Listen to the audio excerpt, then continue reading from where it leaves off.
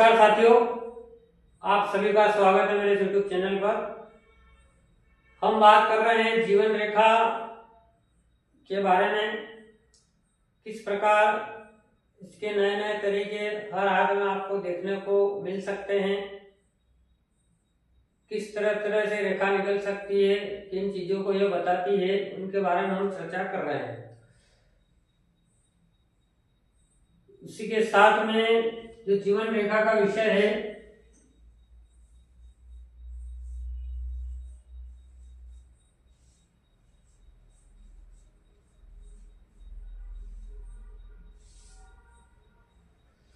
इससे किस प्रकार हम अपनी हथेली में यह समझ पाए कि किस रेखा को क्या कहा गया है। 3 ही प्रधान रेखाएं हैं: हृदय रेखा, हेयर लाइन, मस्तिष्क रेखा, माइंड लाइन और जीवन रेखा, जिसे हम लाइफ लाइन कहते हैं। सरल से सरल तरीके से हम किस प्रकार समझ सकें कि हमको याद न रखना पड़े और हम इसको खेल खेल में भी शास्त्र को, हम हस्तरेखा ज्ञान को हम सीख सकें। उसी के लिए सबसे पहले जो रेखा गुरु पर्वत से नीचे निकलती है और गोल घूमकर मणिबंध की ओर आती है, इसे हम जीवन रेखा कहते हैं। अब इसी रेखा को यदि आप इस प्रकार ना लेकर इसको उठाकर यदि आप यहाँ रख देंगे तो ये रेखा हो जाएगी मस्तिष्क रेखा। रेखा एक ही है, पर आपको सरल तरीके से ध्यान रहे कि किस रेखा को हम क्या कहते हैं। उसका शॉर्ट तरीका है कि जो जीवन रेखा है उसको यहाँ से उठा के हम बीच में लेके आएंगे गोल घुमाकर, तो मस्तिष्क रेखा हो जाएगी। उसी प्रकार इसी जीवन रेखा को यदि हम उलट देंगे और बुद्ध पर्वत से शुरू करेंगे तो यह हृदय रेखा हो जाएगी। रेखा एक ही है, परंतु स्थान के कारण उसके स्वभाव में परिवर्तन आई है। तो जीवन रेखा पहली कंडीशन, इससे आपको समझना है। एक रेखा तो हर व्यक्ति ध्यान रख सकता है, जिसे जीवन रेखा कहते हैं। गुरु पर्वत के नीचे से चलकर मणिबंध की ओर आती है कलाई की तरफ, इसे हम जीवन रेखा कहते हैं। इसी रेखा को यदि आप उलट देंगे, इधर भी होकर इसको पलट देंगे तो हृदय रेखा हो जाएगी। इसी रेखा को यहाँ से उठाकर यहाँ रख देंगे तो मस्तिष्क रेखा हो जाएगी। छोटे से सूत्र को आप समझिए और 3 प्रधान रेखाएं जो हैं मुख्य, सर्वप्रथम इनको समझने का प्रयास करिए, क्योंकि जीवन रेखा देखने वाला यदि अच्छा सूक्ष्म ज्ञानी है, समझ है जिसे शास्त्र की, वो इसी रेखा से देखकर आपके संपूर्ण भविष्य को भी बता सकता है। बाकी चीजों की आवश्यकता नहीं है। इसी रेखा को देखकर आप पूरा फलादेश कर सकते हैं, क्योंकि सबसे महत्वपूर्ण रेखा है जीवन रेखा। और धरती पर जीवन संभव है और जीवन से ही हमें जो कुछ मिलना है, छीनना है, जाना है, आना है, सब इसी के कारण संभव है।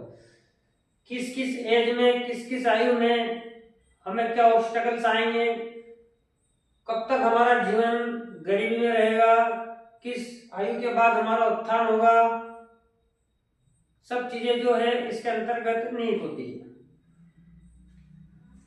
उसी प्रकार इस रेखा को समझने का साधारण उपाय है, रेखा एक ही स्थान चेंज होने से आप इसे समझ सकते हैं कि इस रेखा को हम जीवन रेखा कहते हैं, मध्य रेखा को हम मस्तिष्क रेखा कहते हैं, ऊपर वाली रेखा को हम हृदय रेखा कहते हैं। अब जीवन रेखा के कॉन्सेप्ट के अंदर हमने जो बात करी जीवन रेखा की शुरुआत, उद्गम, उसके साथ जो आगे हम चल रहे हैं उसके बारे में चर्चा करेंगे। गुरु पर्वत के नीचे से शुरू होकर मध्य भाग हथेली तक रेखा होना, उसी के अनुरूप इतनी जगह को छोड़ देते हैं हम।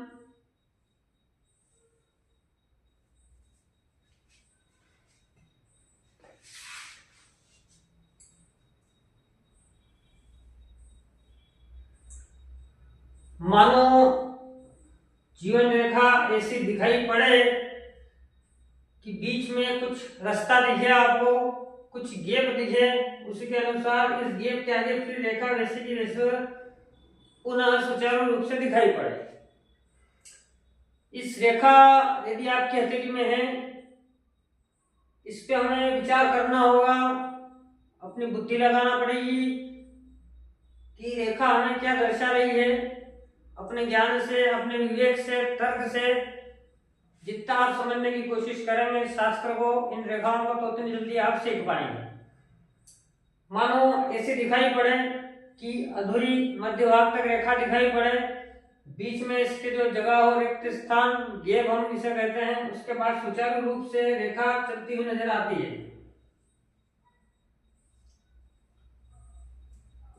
तो हमें अपने आप से प्रश्न करना है कि ये किस प्रकार की रेखा ईश्वर ने हमें दी है, प्रकृति ने हमें प्रदान करी है।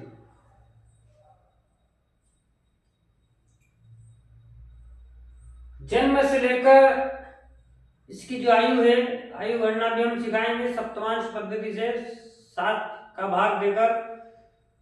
अभी हमारा विषय वो नहीं है, परंतु मध्य रेखा तक, यदि भाग तक ये रेखा दिखाई पड़े, तब तक तो जन्म से लेकर इस आयु तक, इसे शायद 42 वर्ष आप मान लें, 42 वर्ष तक व्यक्ति का जीवन व्यवस्थित होता है।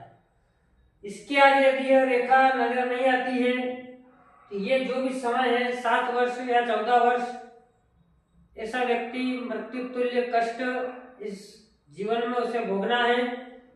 ऐसा व्यक्ति परिवार में होकर भी ऐसा लगेगा आपको कि है नहीं और होने के बराबर है, क्योंकि ये जीवन पे संकट दर्शाती है।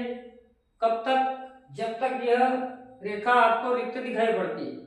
इसके आगे फिर सुचारू रूप से जो रेखा चलती है, तो पुनः व्यक्ति जीवन लेकर कमजोरी, दुर्बलता, शिथिलता, रोग, इनसे ऊपर उठकर वापस पुनः अच्छे शरीर को प्राप्त कर पुनः पूर्ण आयु तक जीवन का भोग करता है।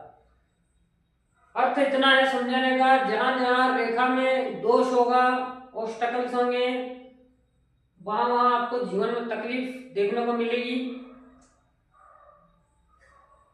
अतः उद्गम से लेकर मध्य भाग तक यदि रेखा आपको दिखाई पड़ती है, तो जितना भी समय ये है, समय की गणना के अनुसार इतना जीवन आपका व्यवस्थित है। यदि बीच में आपको रिक्त स्थान या गेप दिखाई पड़ती है, उतने दिनों, उतने साल के लिए आपको जीवन पर संकट, आपके शरीर पर संकट देखने को मिलेगा। उसी के अनुरूप रेखा आगे स्वतः चालू रहना, अच्छी स्थिति, रोग से निकलकर, दुर्बलता से निकलकर, व्याधियों से निकलकर व्यक्ति पुनः अच्छा स्वास्थ्य और जीवन प्राप्त करता है।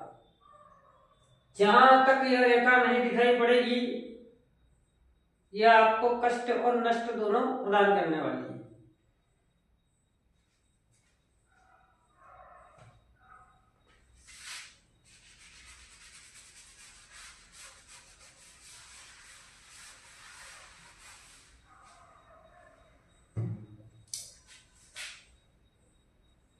जितना सरल यह हस्तरेखा शास्त्र है, उतना सरल मुझे नहीं लगता कि किसी चीज को आपको समझने की आवश्यकता है। बस थोड़ा सा आपको जागरूकता, जिज्ञासा और अपने आप से प्रश्न कर कर यदि आप इस शास्त्र को सीखना चाहें, तो आप अवश्य ही इसमें निपुण हो सकते हैं। बहुत सारे व्यक्ति कहते हैं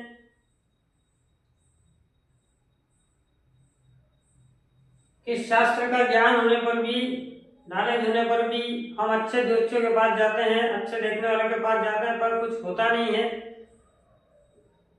कुछ भी आपके जीवन में परिवर्तन के लिए सर्वप्रथम हमारी अज्ञानता है कि हम जाते तो सबके पास हैं, परंतु उन चीजों पर हम अमल नहीं करते हैं। तो जहां तक आप उसे अनुरूप कर्म नहीं पकड़ेंगे, वहां तक आपको सफलता नहीं मिलेगी। उसी के साथ में यदि आप इस शास्त्र को समझने का प्रयास करते हैं, तो बहुत सारी अज्ञानताओं से आप छूट सकते हैं। जीवन में कितनी बार ऑब्स्टेकल्स आपको मिलना है, उनका निराकरण आप कर सकते हैं। कारण, क्योंकि आप उस निमित्त कर्म ढूंढ सकते हैं। और यदि आपको इन चीजों को गलत अवधारणा से देखना है, हीन भावना से देखना है, तो आप केवल भाग्य के अधीन रहकर ही जीवन जी सकते हैं, उसके अलावा और कोई उपाय नहीं। इसलिए कर्मवादी बने, अच्छा व्यक्ति यदि आपको मिले जीवन में राह दिखाने वाला, तो उसके राह मार्ग पर चलें, क्योंकि छोटा सा सूत्र है, ईश्वर भी यदि इस प्रकृति में आएंगे तो देह के रूप में ही आएंगे, देह धारण करके ही आएंगे, अलग से आने का कोई मार्ग नहीं है। उससे अनुरूप आपका मित्र हुआ, परिवारजन हुए, वही आपको अच्छी राह दिखा सकते हैं। उससे अनुरूप ईश्वर आपको कह सकते हैं, और कोई दूसरा साधन नहीं है। इसलिए इस शास्त्र का अधिक से अधिक आप ज्ञान लें, यह बहुत ही आवश्यक है। केवल 20 मिनट 25 मिनट यदि आप इस चीज को समय 24 घंटे में से यदि आप देंगे, तो धीरे धीरे आप पाएंगे 2 महीने 4 महीने कि आपको ईश्वर की तरफ से स्वतः ही आशीर्वाद मिलना शुरू हो जाएगा, और आप इन चीजों को समझ पाएंगे। इसलिए सभी से मेरा अनुरोध है, चैनल को सब्सक्राइब करें, अधिक से अधिक लाइक करें, शेयर करें। आपको जो भी चीजें समझ में ना आती हो, कृपया कमेंट बॉक्स में आप कमेंट करें, ताकि उनका जवाब मैं आपको दे सकूं।